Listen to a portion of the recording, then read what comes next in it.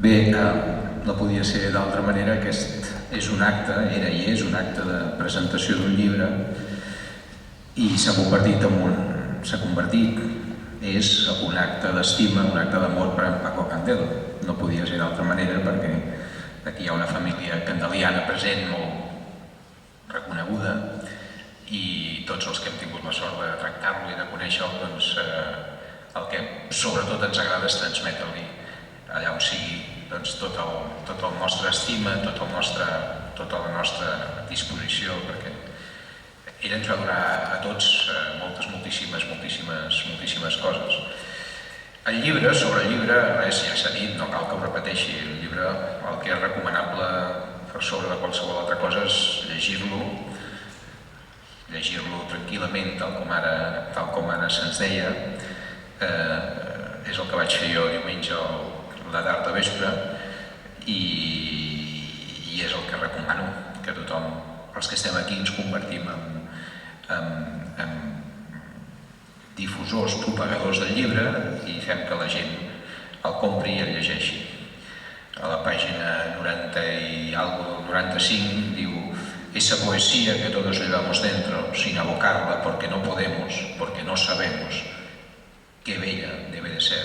Ell va poder, la va expressar, no sé si tot el que hauria volgut en forma poètica, però sí amb tot allò que va fer d'una manera extraordinàriament intel·ligent, en forma poètica, en forma narrativa i en forma d'assaig. Tots nosaltres tenim un gran deute amb en Paco Candel i a mi em costa d'imaginar que hauria estat el nostre país sense el Paco Candel. És veritat que hi ha molta gent que quan algú afirma el que acabo d'afirmar sempre diu: bé, sempre acaba sortint algú. Bé, jo no n'estic tan segur. Penso que al final sempre les coses són d'una determinada manera en funció de que hi ha algunes persones que saben construir-les i interpretar-les. I no soc massa partidari d'aquella idea de que, bé, tard o d'hora algú li dona forma a les coses. No. El mèrit i les coses són perquè algú les construeix i no necessàriament, o algunes derives de la història no necessàriament positives, són perquè algú justament no ha sabut construir-les. Jo crec que Paco Candel, jo tinc la impressió d'haver-lo conegut dues vegades, en Paco Candel. La primera quan era jovenet. Jo soc nascut a Sant Just d'Esvern, en un barri de les afores de Sant Just, pràcticament a tocar el que ara és el Walden 7. I quan jo era petit, quan el seu llibre de l'any 64, i que ara estem celebrant, es va editar, jo encara no llegia aquest tipus de literatura, però sí que percebia el que estava passant en el meu entorn.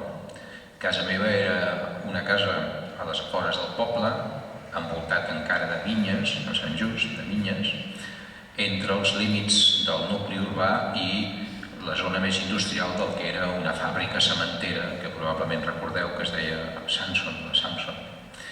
Bé, en aquell territori, en el període que va entre l'any 60 i l'any 70, van començar a aparèixer en allò que eren vinyes.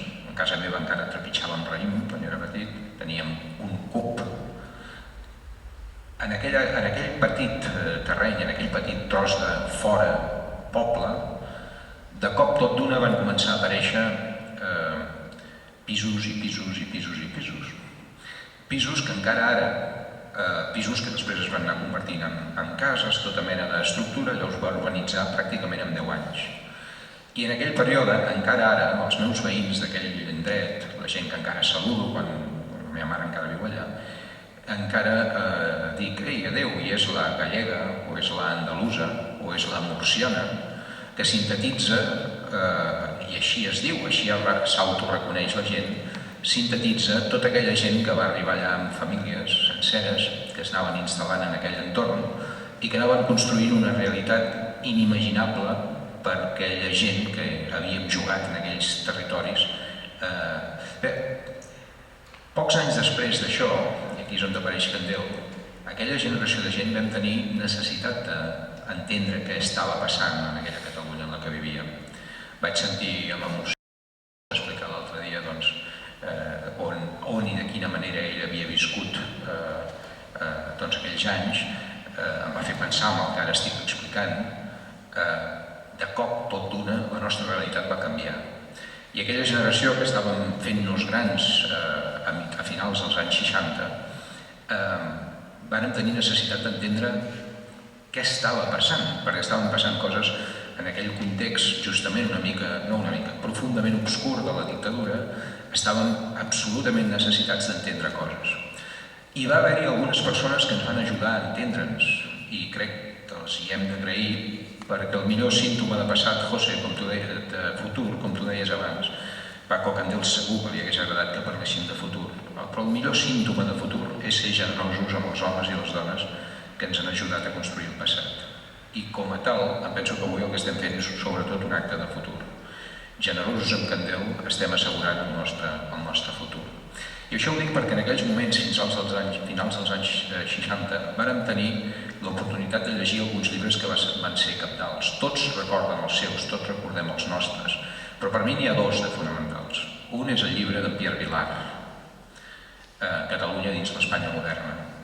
Jo era un jove universitari d'una universitat on encara no s'explicava la història de Catalunya. Tots eren professors raonablement bons, no tots no. Hi havia alguns que els volíem expulsar de les classes perquè eren molt dolents, i alguns vam expulsar. Però alguns eren bons, però els programes s'acabaven a final pràcticament amb l'Espanya del 98, amb la crisi del 98. El segle XX no s'explicava. I el segle XX era el nostre anhel, necessitàvem entendre què estava passant en aquella societat que estava canviant tan de pressa que començàvem més o menys a interpretar que calia que fos democràtica, que començàvem a interpretar que calia que tingués una societat radicalment diferent de la que estàvem heretant. Bé, allà vàrem llegir, almenys jo, un llibre fonamental, el llibre d'en Pierre Vilar, però vaig llegir un altre llibre fonamental, que és el llibre d'en Paco Candel. Sense aquell llibre difícilment hauríem entès quina societat estàvem creant, i sense aquell llibre difícilment hauríem tingut tan aviat tanta gent la convicció que estàvem construint un sol poble, encara que les cultures, les expressions lingüístiques, les cultures, les mirades, les interpretacions de la realitat podien ser tan diferents com les que s'estaven aposentant en aquella Catalunya de finals dels anys 70. Sense el llibre del Paco Candel, sense els llibres del Paco Candel, la idea d'un sol poble, que després tan magistralment va interpretar el president Pujol, no hauria estat possible.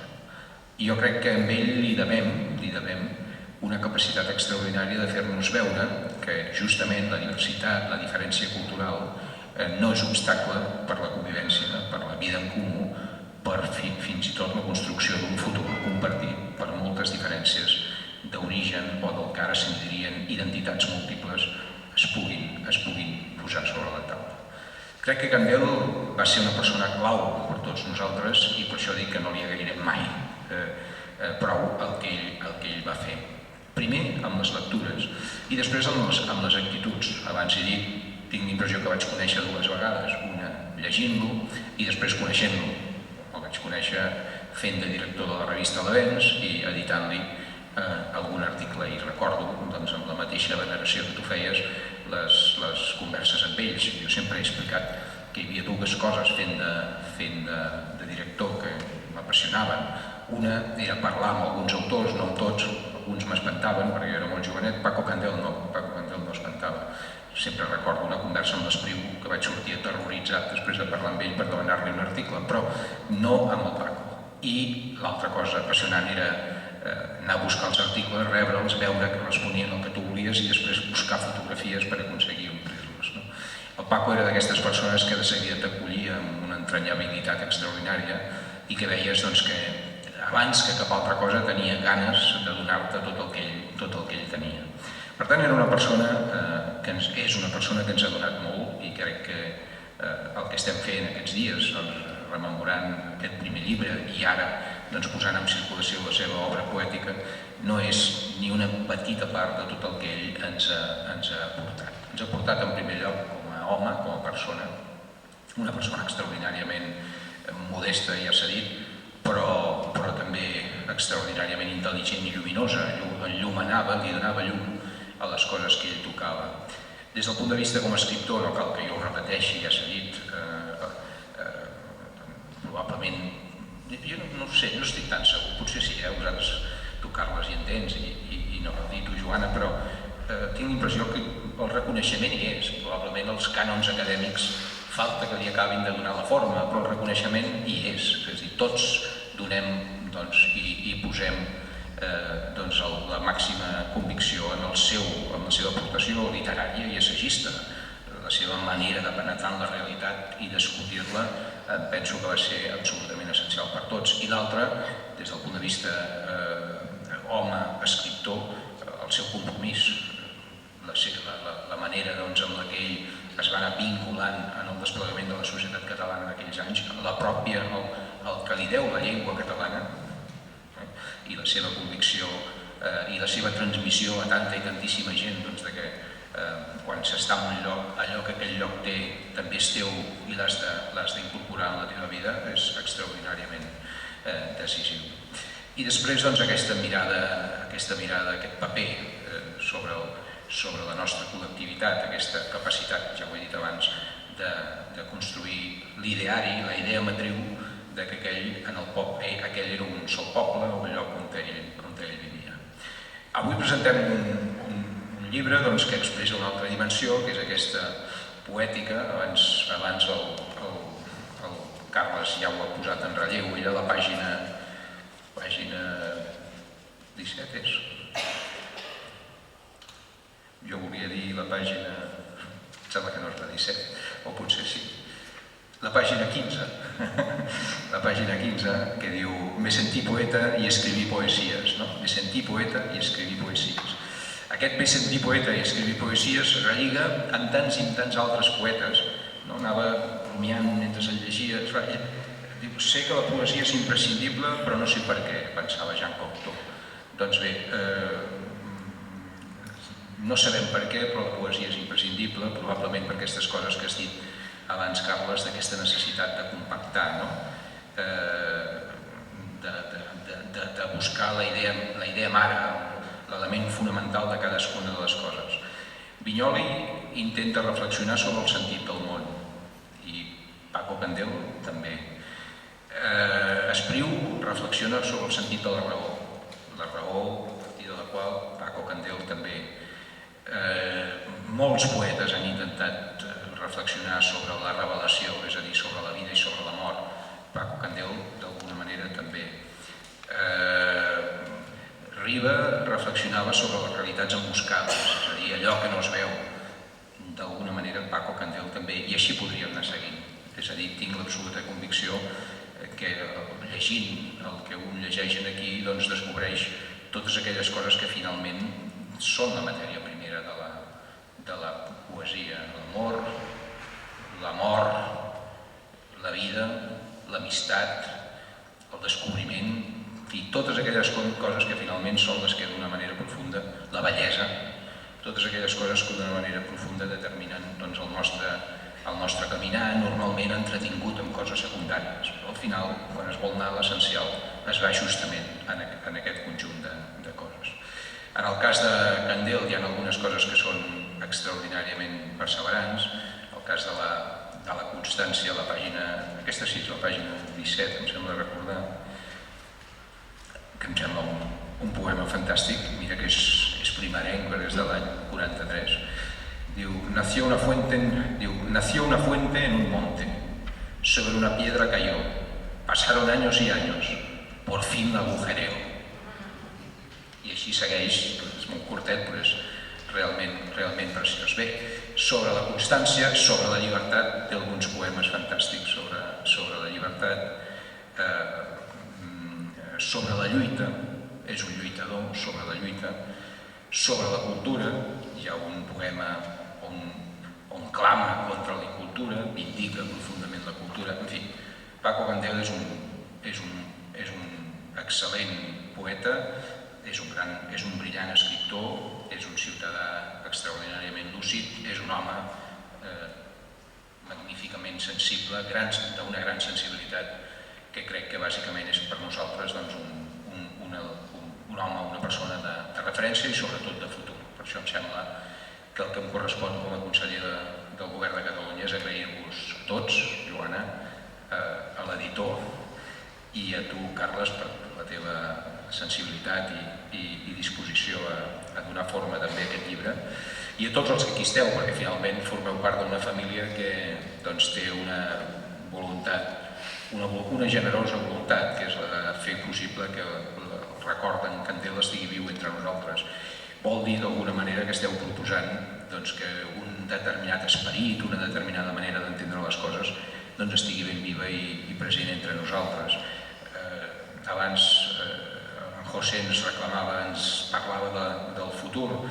Bé, jo crec que la mirada sense prejudicis, és a dir, la mirada construïda des de la intel·ligència, des de la humanitat, des de l'humanisme, aquesta idea de país, d'un sol país, plural, divers, si m'ho deixeu dir així, democràtic, és a dir, profundament democràtic, que es democratitza, que democratitza la democràcia cada dia en funció i al servei de la gent, doncs és una vindicació que estic segur que no instrumentalitza el pensament de Paco Candel i que ens il·lumina a tots plegats sobre els camins que em sembla que ens correspon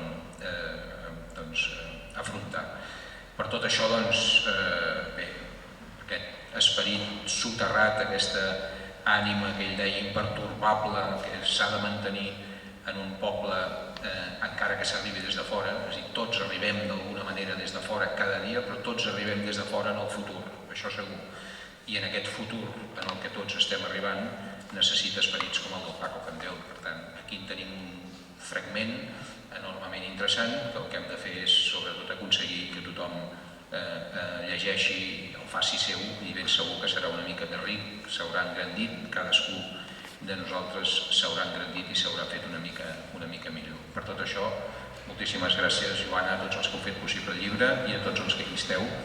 És un plaer compartir amb vosaltres aquesta presentació, que jo em pensava que no era la primera, però que la Joana m'acaba de recordar que és la primera, i això quedarà per sempre en els anals de la història.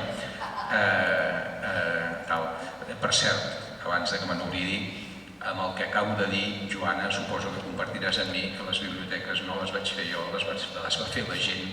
Jo el que vaig fer és bàsicament mirar de fer allò que hem de fer els que treballem a l'administració pública, que és interpretar bé els anhels de la gent i mirar d'ajudar a fer-los possible. Tant de bo que els anhels de la gent del país nostre siguin tan extraordinàriament positives i pensades amb intel·ligència col·lectiva i comunitària com va ser capaç de fer en Paco. Moltes gràcies.